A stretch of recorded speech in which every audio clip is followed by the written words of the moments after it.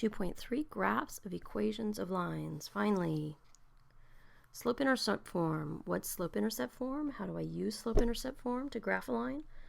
Does it matter what I used first? And what's the big deal about slope-intercept form? What benefit does it have? So we've talked a little bit about slope-intercept form already. And so most of you are pretty good at remembering that it's y equals mx plus b, and that this is your slope. I want you to think of slope as directions to another point. Now, I can't use directions unless I know where I'm starting from. This is your starting point. Well, let's write slope first. It's your starting point, or the address you're starting at, right? If you type into Google Maps, how do I get to something, you're not going to get anything. You have to type where you're going from in order to get directions. So when we were talking about some real world graphs, doing some word problems earlier, I started talking about the initial amount or the starting amount. So, if I start here and go up, right, that's what we want to be able to think about. What's that starting point, and then how quickly is it going up?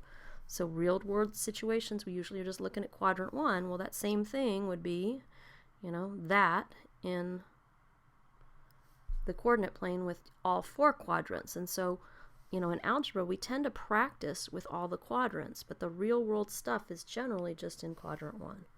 Not always, but most of the time. So let's just do a few examples. Y equals 2/3 x minus 1. So what's in there? I've got my slope is 2/3, and fractions are even easier because they give you your rise and your run. And then my y-intercept is -1. I want you to think of that as a point. Write the point out with the 0. I'm going to be looking for that because I want the sooner you get that in your mind that everything on the y-axis is got a 0x coordinate. It's just going to make lots of stuff you do quicker. So then I'm going to go up 2 and over 3, up 2 and over 3. Now, I can also think of my slope as -2 over -3, right? Because that's also equivalent to 2 over 3. So we're always going to cover our whole coordinate plane, and if we want it to be nice and accurate, and we want all those little cross hatches filled in, from this point you're going to use a straight edge, but you want to cover your whole coordinate plane. Some people are used to these little bitty lines in the center, and that's just not going to fly. You got to cover the whole coordinate plane. So I want you to write in what your y-intercept was near your y-intercept. Somewhere else on the line, tell me what your slope was, so I don't have to look at the work. I can see what you were trying to graph and make sure it turned out the way it was supposed to. And then what the full equation was, right? Label your graphs. It's a good habit. Okay? I don't want just some random line. That's the detail I expect on a graph. Always use your knowledge of slope. Is that what I expected? Well, if I had a y-intercept of -1 and a slope of 1, it would be going through all these little cross hatches, so it's a little less steep than that.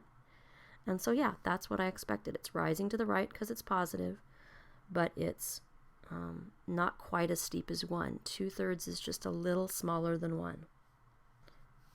Another example, y equals -3x minus 6. So some of you are thinking, oh good, I don't have a fraction. But when you don't have a fraction, you're going to have to deal with, well, what's really underneath that number? Because in order to graph it, you need a fraction. You need something for your rise, and you need something for your run. So every whole number has a 1 under it.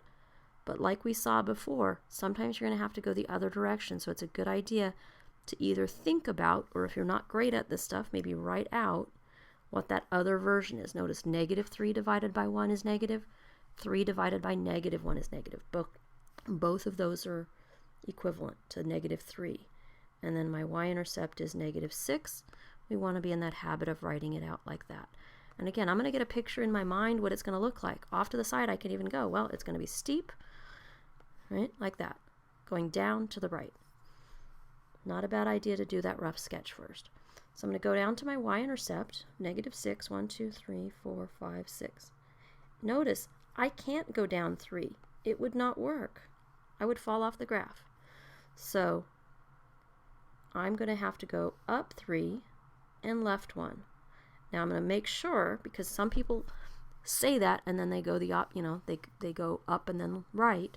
Does that match my little mental picture or the little sketch I did on the left? Yeah, great. Okay, I know I'm in good shape.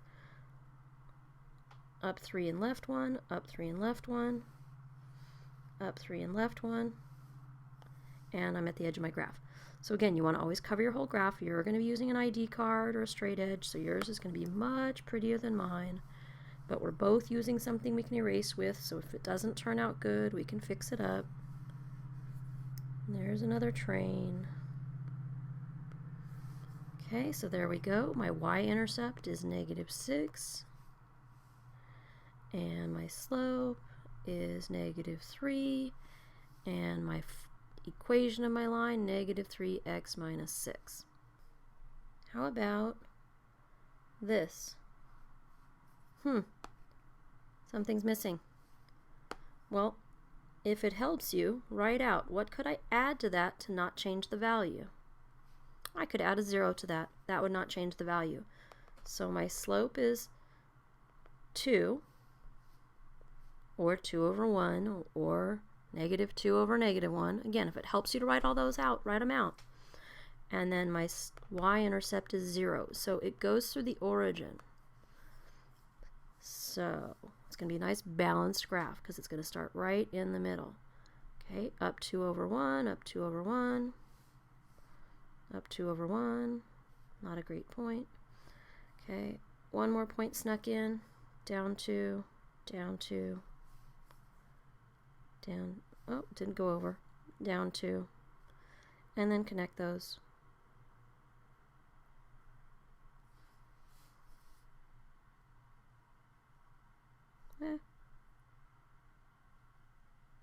Okay, so there's my y-intercept of 0.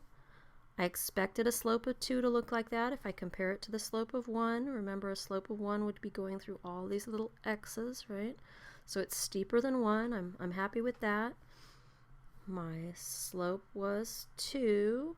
And then someplace up here I want my full equation of the line. So there you go. If it helps you to draw in that little bit of the slope of 1, do it really lightly, but then erase it because it doesn't really belong there. Okay, so that is that one. Actually, and I'm not going to graph it, but I want to quickly talk about what would that slope be? Well, remember there's a little invisible 1 there, so that would be a slope of 1/2. So don't forget that. I won't graph it, but there you go. And one more example, the other weird cases. Actually, I think we'll do both of the other ones. What are the 2 weird cases that come together when we talk about graphing? There's the y-line. So there, what's missing? Well, the slope is missing. So what could I write in here that wouldn't change the value? 0. So my slope is 0. Why is it 0? Because 0 times x is 0. 0 plus 3 is 3, so that doesn't change the value. And again, I'm going to get in my mind horizontal. And my y-intercept, because it says y is 3, my y-intercept is 3, and so there's my y-intercept. So again, I can think of this as I have lots of run and no rise. There's my y-intercept, or I can just know, hey, it's a y-line, it's horizontal. And I'm not really concerned about you labeling anything other than y equals 3. If you want to put slope as 0, that's probably a good idea. If you want to put the y-intercept as 3, that's probably a good idea. But really, I want these to be so quick in your mind you don't even have time to write that stuff.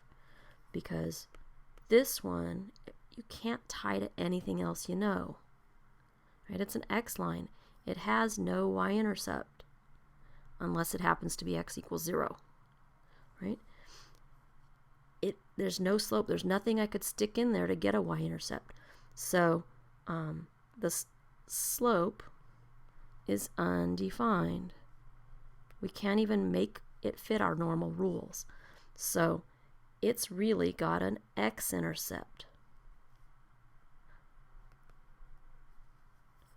And so we're going to put 2 on the x-axis, but really, I'd really prefer you think about when it's an x line or when it's got that weird situation when there's no slope in it, it's going to be a vertical line. So we could say it's got lots of rise and no run.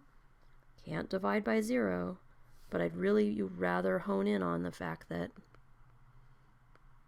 it's an x line. All x lines are vertical, all y lines without a slope there are horizontal.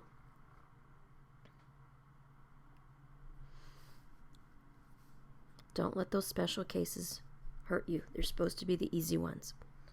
So, know what slope-intercept form is and how to use it to graph it. Yes, it matters. Make sure you use the right thing first. And the benefit, get that picture in your mind. Make sure you know what that picture is.